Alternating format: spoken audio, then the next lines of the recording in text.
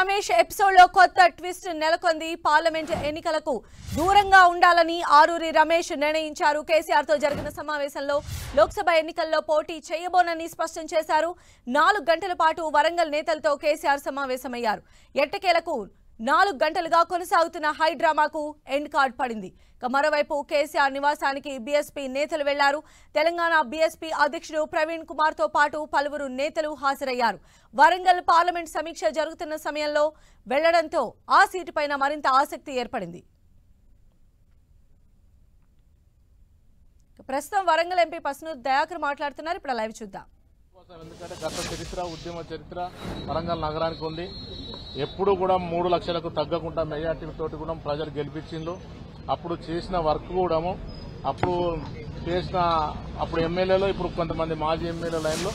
కాబట్టి అందరూ కూడా గతంలో ఏ విధంగానైతే మరి మెజార్టీ తీసుకురావడానికి ప్రయత్నం చేసినామో కొంత 1-2% పెరిగినా తగ్గినా కానీ 100కు 100% అది బీఆర్ఎస్ సీటు. అది కంపల్సరీ ఎంపీని గెలిపించుకోవడం కోసం ఎవరికి ఎంపీ టికెట్ ఇచ్చినా అందరం కలిసి సమిష్టిగా మేము గెలిపించుకుంటాం.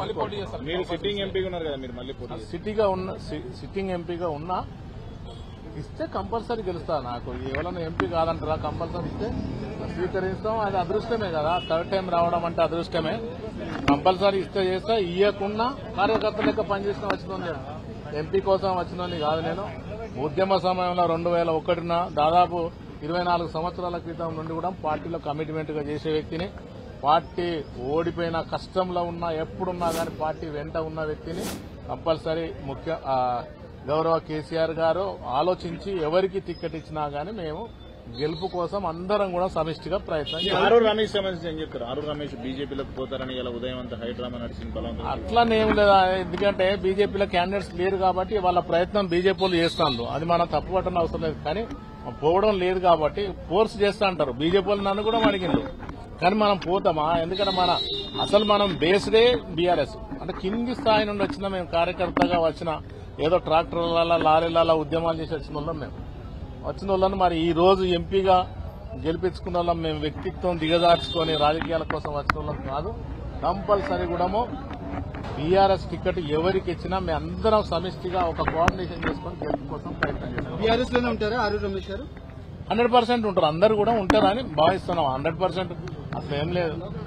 2 సార్లు హైయెస్ట్ మెజార్టీ తోటి హరీష్ అన్న తర్వాత ఆరూరి రమేష్ కూడా హైయెస్ట్ మెజార్టీ తోటి గెలిపించిండ్రు. ఏదో కొన్ని మాటలని నమ్మి కొంతమంది అది కావచ్చు. ఆయన మంచి నాయకుడు. అందరం కూడా కలిసి సమిష్టిగా మేము అందరం కొట్లాడి పోటీ చేసే అంశం పైన ఏం చెప్పారు? ఆరూరి రమేష్ గారు ఏం చెప్పారు? వరంగల్ టికెట్ బీఎస్పీ కూడా అడుగుతుంది కదా, అది నా దృష్టిలో లేదు. అది కేసీఆర్ దృష్టిలో ఉంటుంది. Okay, thank you.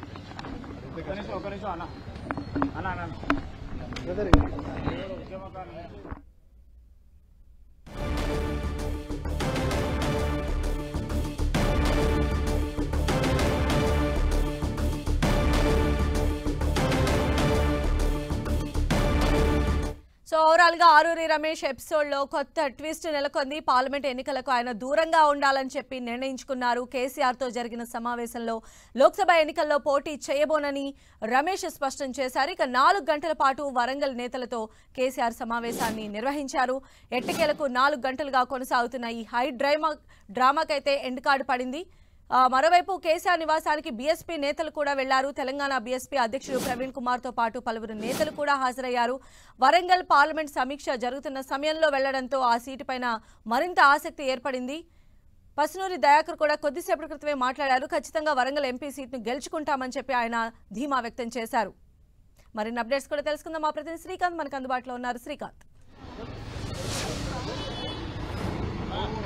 సంధ్య, ఈ రోజు మధ్యాహ్నం నుంచి కూడా వరంగల్ లోక్సభ స్థానంపై ఓ ఉత్కంఠ నెలకొంది. సమావేశం ముగిసినప్పటికీ ఈ సమావేశంలో ఎలాంటి నిర్ణయానికి పార్టీ రాలేదని చెప్పుకోవచ్చు. ఈ ఉదయం నుంచి కూడా వరంగల్లో హైడ్రామా నడుస్తుంది ఆరూరి రమేష్ విషయంలో. ఆరూరి రమేష్ బీఆర్ఎస్ వీడి బీజేపీలో చేరేందుకు సిద్దమవుతున్నారన్న ప్రచారంతో పార్టీ అలర్ట్ అయి ఒకసారిగా ఆరూరి రమేష్ ను పార్టీ వీడకుండా చూసే చర్యలు చేపట్టింది. పార్టీకి చెందిన కీలక నేతలు మాజీ మంత్రి ఎర్రబెల్లి దయాకర్ రావు, బసవరాజ్ సారయ్యలు ఆయన హైదరాబాద్ తీసుకొచ్చారు.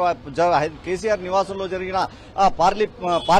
పార్లమెంటరీ పార్టీ సమీక్షా సమావేశంలో ఆరూరి రమేష్ పాల్గొన్నారు. పోటీ విషయమై నేతల అభిప్రాయాలను కేసీఆర్ అందరినీ అడిగి తెలుసుకున్నారు. అయితే నేతలు ఎవరు కూడా తాము పోటీ చేస్తామని స్పష్టమైన అభిప్రాయం చెప్పలేదు. ప్రత్యేకంగా ఆరూరి రమేష్ విషయంలో రమేష్ తాను ఈ పార్లమెంట్ ఎన్నికల్లో పోటీ చేసేందుకు సిద్ధంగా లేనన్న ఆ అభిప్రాయాన్ని కేసీఆర్ ముందు వ్యక్తం చేసినట్టు తెలుస్తుంది. దీంతో నియోజకవర్గంలో పోటీ చేసే అభ్యర్థిపై బీఆర్ఎస్ కసరత్తు మళ్లీ మొదటికి వచ్చిందని చెప్పుకోవచ్చు. బీఆర్ఎస్ అభ్యర్థి విషయంలో నేతలు ఎవరు తమ అభిప్రాయాలను చెప్పకపోవడంతో పార్టీ అధినేత తీసుకునే నిర్ణయానికి కట్టుబడి ఉంటామని స్పష్టం చేయడంతో పార్టీ అధినేతనే త్వరలో నియోజకవర్గాల వారిగా ఇన్ఛార్జితో మాట్లాడి అభ్యర్థులను ఖరారు చేస్తామని పార్టీ అధినేత కూడా చెప్పినట్టు తెలుస్తుంది. దీంతో ఆరూరి రమేష్ విషయంలో ఎలాంటి స్పష్టత రాలేదు. ఈ రోజు కూడా పార్టీని ఆరూరి రమేష్ వీడుతారా లేదా పార్టీలో ఉంటారా అన్న దానిపై ఇంకా ఎలాంటి స్పష్టమైన సమాచారం కూడా రావడం లేదు. అయితే పార్టీ నేతలు మాత్రం వరంగల్ సీట్లో బీఆర్ఎస్ పార్టీ అభ్యర్థిగా ఎవరు పోటీ చేసినా ఖచ్చితంగా విజయం సాధించేలా పనిచేస్తామని, క్షేత్రస్థాయిలో బీఆర్ఎస్ అభ్యర్థి విజయం కోసం కట్టుబడి పనిచేస్తామని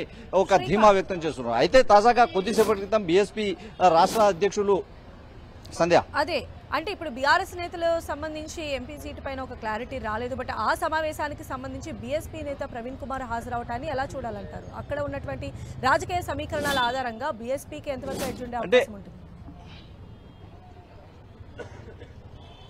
అంటే దాదాపు వారం 10 రోజుల క్రితమే బీఎస్పీ బీఆర్ఎస్ కలిసి పనిచేయాలని సూత్రప్రాయంగా నిర్ణయం తీసుకున్నాయి. ఈ రోజు బీఎస్పీ రాష్ట్ర అధ్యక్షులు ప్రవీణ్ కుమార్ సహా జాతీయ సమన్వయకర్త రామ్జీ గోపాల్ కూడా హాజరయ్యారు. రాష్ట్రంలో బీఎస్పీ పార్టీ ఎన్ని సీట్లకు పోటీ చేయాలన్న దానిపై ఈ రోజు కేసీఆర్ ముందు ప్రతిపాదనలు ఉంచే అవకాశం ఉంటుంది. మనకు అందుతున్న సమాచారాన్ని ప్రకారం బీఎస్పీ రాష్ట్ర వ్యాప్తంగా 3 స్థానాలను ఆశిస్తుంది. ఇప్పటికే నాగర్ కర్నూలు స్థానం ఇచ్చేందుకు బీఆర్ఎస్ కూడా ఓకే చెప్పింది. మిగతా 2 స్థానాలు ఏ స్థానాలు ఉంటాయన్న దానిపై ఒక ఆసక్తి రేపుతున్న అంశంగా చెప్పుకోవచ్చు.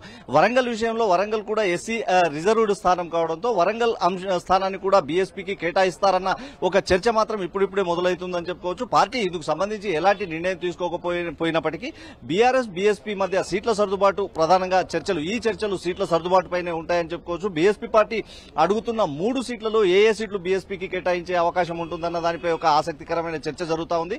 నాగర్ కర్నూలు స్థానాన్ని కేటాయించేందుకు ఇప్పటికే బీఆర్ఎస్ గ్రీన్ సిగ్నల్ చెప్పేసినట్టు తెలుస్తా ఉంది. అయితే మిగతా 2 స్థానాల విషయంలో వరంగల్ ఆ స్థానాన్ని కూడా కేటాయించే అవకాశం ఉందన్న ఒక చర్చ మాత్రం జోరుగా సాగుతుంది. వరంగల్ స్థానాన్ని బీఎస్పీకి కేటాయించినట్లయితే బీఆర్ఎస్ అభ్యర్థి అక్కడ పోటీ చేసే అవకాశం రాదు. కాబట్టి బీఎస్పీ అభ్యర్థి బీఎస్పీ పార్టీ నిర్ణయానికి అనుగుణంగా ఎవరుంటారన్నది ఒక ఆసక్తి రేపుతున్న అంశంగా చెప్పుకోవచ్చు. మరో స్థానం అంటే 2 రిజర్వ్డ్ స్థానాలతో పాటు ఒక జనరల్ స్థానాన్ని కూడా బీఎస్పీ ఆశిస్తున్నట్టు తెలుస్తుంది. జనరల్ స్థానంలో ఏ స్థానాన్ని బీఎస్పీ కోరుకుంటుందన్నది కూడా ఒక ఉత్కంఠ రేపుతున్న అంశంగా మనం చెప్పుకోవచ్చు. గత 4-5 రోజులుగా చోటు చేసుకుంటున్న అంటే పార్టీలో చోటు చేసుకుంటున్న పరిణామాలను పరిశీలించినట్లయితే పార్టీ అధినేత కేసీఆర్ పార్లమెంటు నియోజకవర్గాల వారీగా దాదాపు 8 పార్లమెంటు అభ్యర్థులకు 8 స్థానాలకు అభ్యర్థులను ఖరారు చేశారు. మొదటి 2 రోజుల్లో జరిగిన పార్లమెంటు స్థానాలకు అభ్యర్థులు ఖరారైపోయాయి. మిగిలిన స్థానాల విషయంలోనే ఇంకా అస్పష్టత ఉంది. సంధ్య, అయితే బీఆర్ఎస్ బీజేపీ ఈ రోజు పోటీ చేసేటువంటి సీట్లకు సంబంధించి అనౌన్స్ చేసే అవకాశాలు ఎంతవరకు ఉన్నాయంటే ఏం చెప్తారు?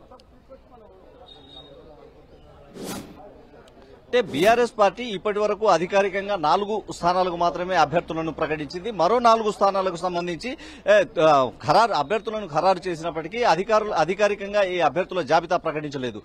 చెవెళ్ల, మెదక్ లాంటి స్థానాలకు అభ్యర్థులు ఖరారైపోయారు. మల్కాజిగిరి స్థానానికి కూడా అభ్యర్థులు ఖరారయ్యారన్న ఒక చర్చ జరుగుతుంది. ఈ నేపథ్యంలో అధికారికంగా అభ్యర్థులను ప్రకటించకపోయినప్పటికీ ఆయా స్థానాలు అభ్యర్థులు ఖరారు కావడంతో అన్నింటినీ కలిపి ఒకేసారి ప్రకటించే అవకాశం ఉంటుంది. అయితే బీఎస్పీతో చర్చల కారణంగా ఈ స్థానాలను బీఎస్పీ నేతలు కోరుకుంటే ఆ స్థానాల్లో బీఎస్పీకి ఎలా సర్దుబాటు చేయాలన్న అంశం కూడా ఇప్పుడు ఒక ఆసక్తి రేపుతున్న అంశంగా చెప్పుకోవచ్చు.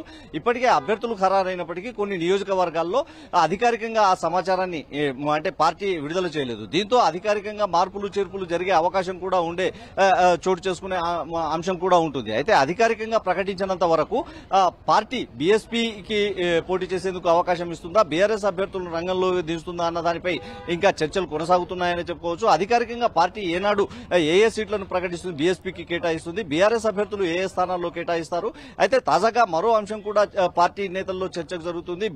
అంటే ఈ పార్లమెంట్ ఎన్నికల్లో బీఆర్ఎస్ తో కలిసి సిపిఎం కూడా పోటీ చేసే అవకాశం ఉందన్న ప్రచారం మొదలైంది. అయితే సిపిఎం కూడా ఈ బీఆర్ఎస్ తో కలిస్తే సిపిఎం పార్టీకి ఏ స్థానాలు కేటాయిస్తారు, బీఎస్పీకి ఏ స్థానాలు కేటాయిస్తారు అన్నది కూడా ఒక ఆసక్తి రేపుతున్న అంశంగా చెప్పుకోవచ్చు.